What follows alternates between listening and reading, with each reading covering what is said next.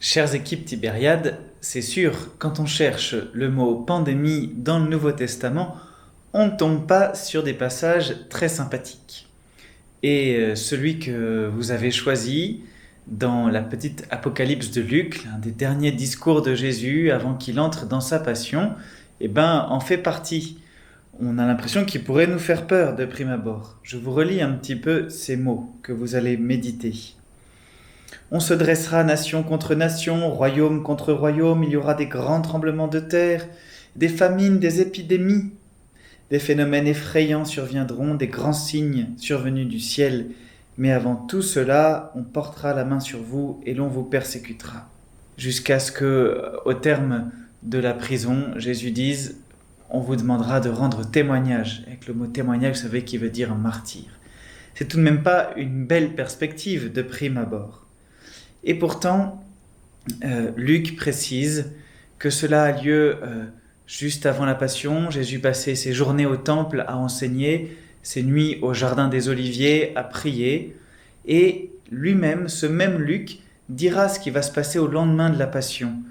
Jésus lui-même va relire ce qui s'est passé et en dégager le sens, l'amour qui l'a conduit à donner sa vie sur la croix. Je m'explique, c'est le passage des pèlerins d'Emmaüs. Là, nous étions au chapitre 21 et maintenant on se propulse au chapitre 24 après la résurrection de Jésus. Et je vous lis le même Saint Luc. Jésus dit aux pèlerins d'Emmaüs : « Esprit sans intelligence, comme votre cœur est lent à croire tout ce que les prophètes ont dit, ne fallait-il pas que le Christ souffrit cela pour entrer dans sa gloire ?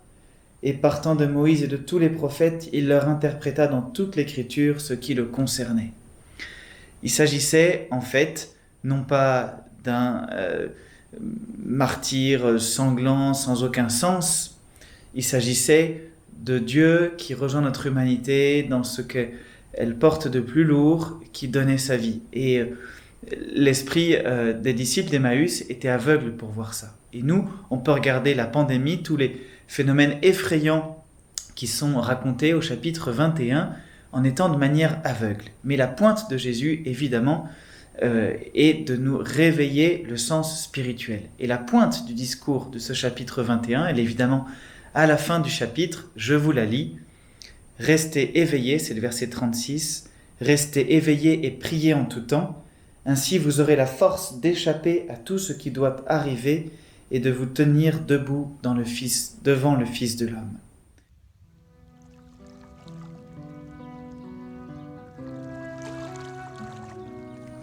Restez éveillés et priez en tout temps.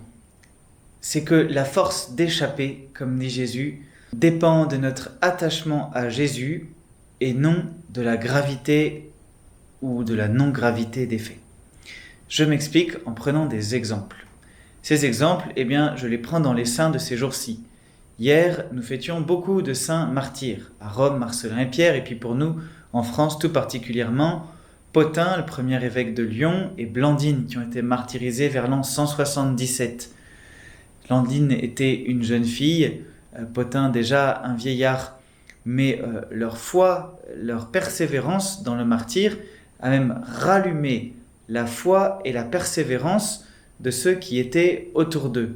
Je lis un petit peu de la passion de Blandine racontée par Eusèbe de Césarée dans son histoire ecclésiastique. La bienheureuse Blandine, comme une noble mère qui, après avoir encouragé ses enfants, les a envoyés en avant victorieux vers le roi, subissait à son tour la rigueur de tous les combats soutenus par ses enfants. C'est une jeune femme. Maintenant, elle se hâtait de les rejoindre, heureuse et rayonnante de joie à cause de ce départ, comme si elle était conviée à un repas de noces et non pas livrée aux bêtes. Après les fouets, après les bêtes, après le grill, on finit par la jeter dans un filet et l'exposer ainsi à un taureau.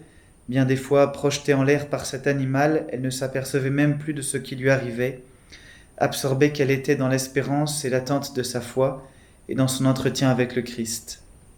On l'égorgea, elle aussi, et les païens eux-mêmes reconnaissaient que jamais chez eux une femme n'avait supporté autant de pareils tourments. Évidemment, l'expression d'Eusèbe de Césarée, elle pourrait nous choquer un petit peu aujourd'hui, mais ce qui est sûr, c'est qu'on reconnaît, à travers ces témoins, que ces martyrs, on pourrait dire la même chose en lisant le martyr de Saint Charles Lwanga au XIXe siècle, Ces martyrs avaient une telle assurance dans leur cœur que la peur en était chassée. C'est exactement ce qu'exprime saint Paul lui-même dans son expérience et dans la lettre qu'il écrit aux Romains, au chapitre 8 des Romains, de la lettre aux Romains. Vous le connaissez bien, ce chapitre 8, il est magnifique. Il nous demande alors, qui pourra nous séparer de l'amour de Christ ?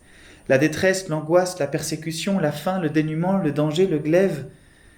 En fait, Paul a la certitude que rien ne le séparera du Christ. Rien ne le séparera du Christ. Et donc, on peut ajouter à la liste de tous les malheurs qui peuvent nous tomber dessus du chapitre 21 de Saint Luc, que vous avez choisi comme texte et qui est dite par Jésus, cette liste écrite par Paul, et puis le récit des martyrs, et en fait, rien ne pourra nous séparer de l'amour du Christ.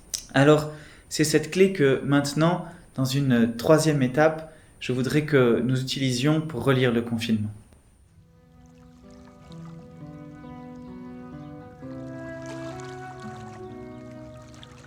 Il y a 3 questions, en gros, que dans la petite liste de questions que vous avez reçues, qui permettent de couvrir le spectre. On peut commencer par se regarder un petit peu soi-même, comment est-ce que j'ai vécu ce confinement, mon expérience personnelle. On peut regarder aussi ses frères et sœurs, le monde qui nous entoure, et puis enfin terminer par les projets que cela suscite dans notre cœur. Eh bien, à chaque fois, il s'agit pour nous d'examiner ce conseil de Jésus, restez éveillés, prions tout temps. Il s'agit d'examiner si ou comment est-ce que l'amour de Dieu, l'amour du Père et du Fils et Saint-Esprit s'est manifesté. Alors je prends ces 3 questions. La première, à partir de mon expérience personnelle. Eh bien évidemment, il s'agit de voir si on est resté éveillé dans la prière. Peut-être qu'on peut discerner qu'est-ce qui s'est passé jusqu'à Pâques. Comment est-ce que je suis resté ou pas vigilant dans la prière avec l'aide du carême. Et puis ensuite, comment est-ce que ça s'est passé après Pâques ? Comment est-ce que nous l'avons vécu en famille peut-être, et moi aussi intérieurement, est-ce que j'ai persévéré et quel goût, quel fruit j'en ai eu ? Pour la deuxième question, qui est qu'est-ce qui s'est passé pour mes frères et sœurs ? Peut-être qu'une manière originale de l'aborder, ça serait de se dire comment est-ce que je me suis informé ? En fait, même déjà par rapport à son épouse, comment est-ce qu'on s'est parlé ou on ne s'est pas vraiment parlé en fait, mais c'est évidemment vrai par rapport à l'actualité nationale. Est-ce que je me suis bourré le chou, comme on dit, avec des infos en continu sur BFM TV allumées toute la journée, ou est-ce qu'au contraire j'ai rien écouté, je n'ai rien lu ? Est-ce que j'ai une capacité de comprendre des points de vue opposés ? Est-ce que ça me laisse en paix ou est-ce que ça ne me laisse pas du tout en paix ? Et puis enfin, pour la troisième question, c'est le « et maintenant », nos projets. Eh bien, il s'agit de se dire, voilà, on a vécu telle chose très belle, ou on sait qu'il y a tel ou tel appel. Est-ce qu'en couple, on a été capable de discerner ces appels ? Est-ce qu'on est capable de les entendre ? Et est-ce qu'on est capable maintenant de se dire, voilà, ça nous donne des pistes pour la suite ? Je conclus donc en vous laissant avec ce conseil de Jésus, restez éveillés, priez, discernez l'amour qui a été donné et répandu dans vos vies par le Saint-Esprit tout au long du confinement. Et je conclus en vous disant, attention tout de même, lorsque vous allez relire ça en équipe Tibériade, il y a quand même un gros écueil, c'est les jugements et débats d'opinion.